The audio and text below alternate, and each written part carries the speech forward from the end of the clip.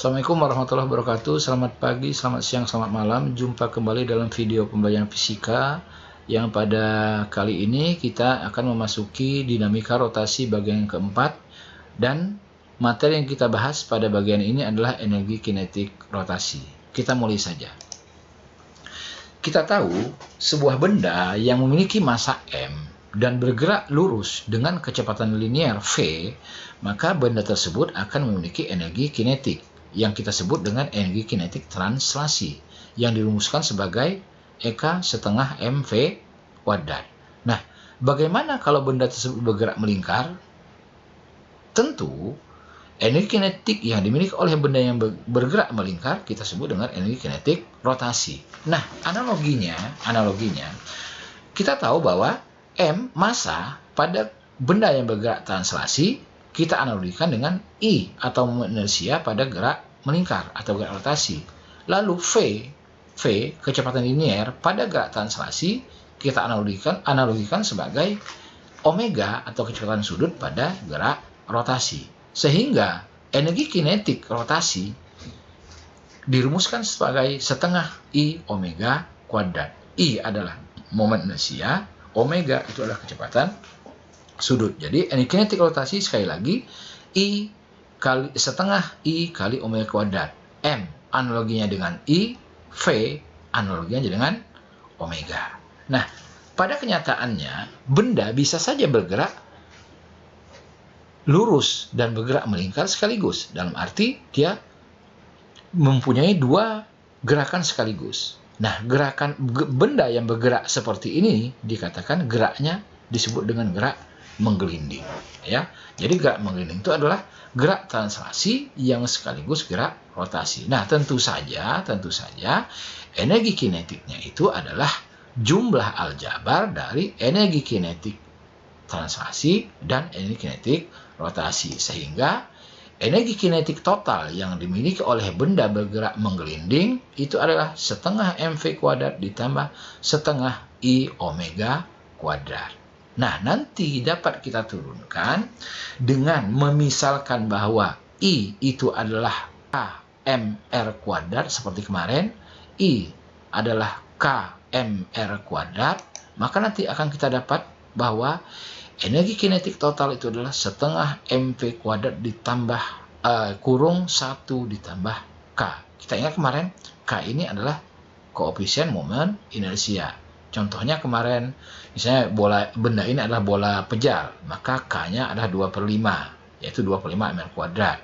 Kemudian bola berongga, K-nya 2/3, dan sebagainya. Lanjutkan lagi. Hukum kalian energi.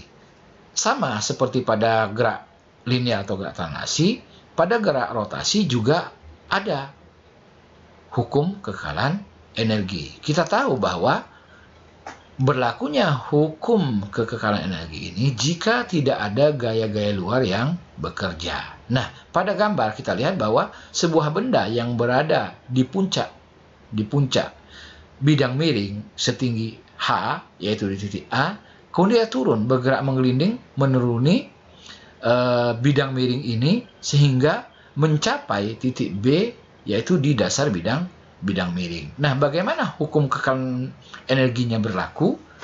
Kita tahu bahwa hukum kekekalan energi mengatakan bahwa energi mekanik yang ada di titik A, itu harus sama dengan energi mekanik yang ada di titik B. Maka berlakulah hukum kekekalan energinya itu adalah energi potensial di titik A ditambah energi kinetik di titik A, ini adalah energi mekanik, sama dengan energi potensial di titik B ditambah energi kinetik di titik B. Dan ini adalah energi mekanik di titik B. Nah, karena benda ini adalah jatuh dari titik A, maka EK di titik A itu adalah sama dengan 0.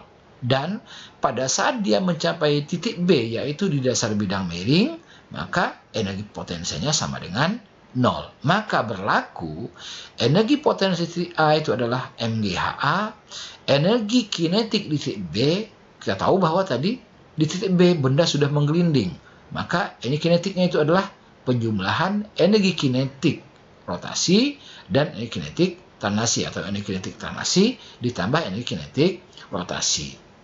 Nah, sehingga nanti bisa kita turunkan kecepatan benda saat mencapai dasar bidang miring, di mana tadi kita tahu bahwa energi kinetik benda yang menggelinding itu adalah sama dengan setengah mv kuadrat kurung 1 tambah k.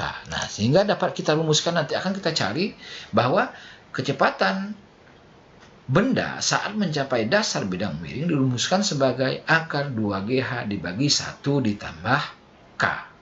2GH dibagi 1 ditambah K. Nah, untuk lebih jelasnya, kita perhatikan contoh berikut. Sebuah bola pejal, I-nya 2/5 mr kuadrat. Berarti ini adalah K. Ya, 2/5 itu ini adalah K-nya. Nah, lalu masanya 0,1 kg, jari-jari 10 cm, bergerak dengan kelajuan 10 meter per sekon sambil berputar. Kata-kata ada sambil berputar ini. Maka dikatakan bahwa bendanya bergerak menggelinding. Nah, pertanyaannya, tentukan besar energi kinetik bola tersebut. Berarti yang ditanya itu adalah energi kinetik total dari benda tersebut. Kita lihat dulu, diketahuinya I-nya setengah mr kuadrat, 2/5 mr kuadrat, masanya 0,1 kg, jari-jarinya 0,1 meter dari 10 cm, V-nya kecepatan gelincirnya 10 meter per sekon. Nah, ditanya energi kinetik totalnya. Kita akan turunkan mengapa energi kinetik tadi adalah setengah V kuadrat kurung 1 tambah K. Dari sini, energi kinetik total itu energi kinetik rotasi ditambah energi kinetik translasi atau sebaliknya. Setengah mv kuadrat ditambah setengah I omega kuadrat. Setengah mv kuadrat, I-nya tadi adalah 2/5 mr kuadrat, I-nya 2/5 mr kuadrat, I-nya 2/5 mr kuadrat, ini adalah I, ya, ini adalah I, ya, omega kuadrat. Nah, omega kita tahu bahwa omega itu adalah V per R, ya, sehingga kalau kita masukkan ke rumus lagi, setengah mv kuadrat ditambah setengah K mr kuadrat, yang ini adalah I, yang ini adalah omeganya. Maka akan kita dapat nanti R-nya kita coret seperti ini, ya, tinggal didapat setengah mv kuadrat ditambah setengah mv kuadrat dikali K. Nah, setengah mv kuadrat kita keluarkan, maka akan didapat bahwa energi kinetik total itu adalah setengah mv kuadrat kurung 1 ditambah K. Nah, tinggal kita masukkan, ya, setengah M-nya 0,1, V-nya 10 cm dikuadrat 10 meter per sekon kuadratkan 1 tambah 2/5, akan didapat energi kinetik total benda yang bergerak rotasi atau bola pejal ini adalah sebesar 7 Joule. Oke, itu contoh yang pertama. Lalu contoh yang kedua, untuk hukum kekekalan energi, masih bola pejal lagi. I-nya 2/5 m kuadrat menggelinding menuruni suatu bidang miring dari ketinggian 75 cm atau 0,75 meter. Jika G-nya 10 meter per sekon kuadrat, ditanya tentukan kelajuan bola setelah sampai di dasar bidang miring. Oke, diketahuinya dulu, I 2/5 m kuadrat hanya 0,75 meter dan V-nya bukan V, ya, maaf, ini adalah G. G-nya itu adalah ini adalah G, ya, G, ini G, gravitasi, ya, gravitasi 10 meter per sekon kuadrat. Nah, ditanya berapa kecepatan setelah sampai dasar bidang miring, atau ditanya itu adalah V.